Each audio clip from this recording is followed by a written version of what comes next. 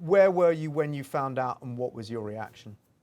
Well, I mean, it was about 3 a.m. this morning when we got a call from Virginia's longtime friend and publicist, and she, I think it was an overwhelming sense of joy and being so proud of Virginia. But then in that same moment, you miss her,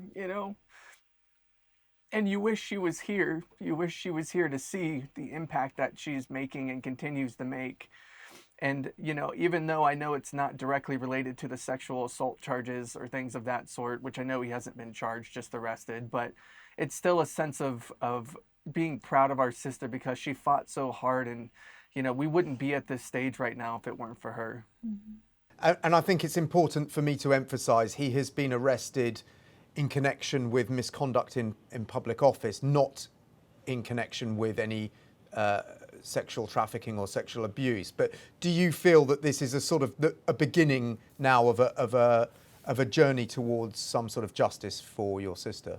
This is the very first thread that we can begin to really pull that is going to unravel everything else. And so we hope that by them opening up this investigation, going into the files, we hope that they seize some documents from the files themselves, and we're able to see further charges come after more discovery. So yes, it is the beginning of that thread that we can really start to pull here.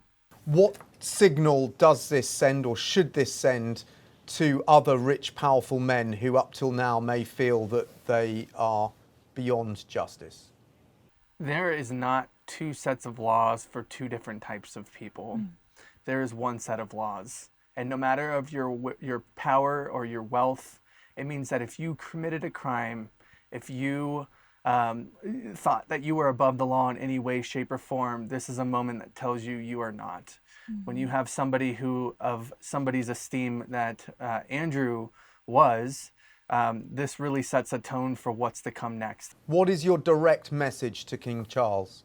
While this is a difficult thing for you to do, while this causes you to take the mirror and hold it up to your family's legacy and stand up potentially against your own brother, we commend you for even taking the step to do so.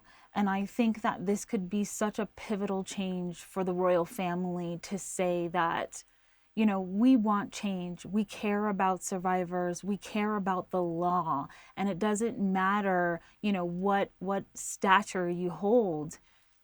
Same question to you, Skye, if I may. What's your message to King Charles? I really hope that our own president here in the United States is listening, because you are setting a tone. Please put more pressure on the United States. Put more pressure on our administration to do a better job at releasing these files, exposing this for what it is, which is a system of rich and powerful men and women that thought they were above the law. And I can tell you, survivors and survivor families are listening, and you're setting the tone for the next generation and culture that we get to teach our kids. Do you feel finally Virginia's voice is really being heard?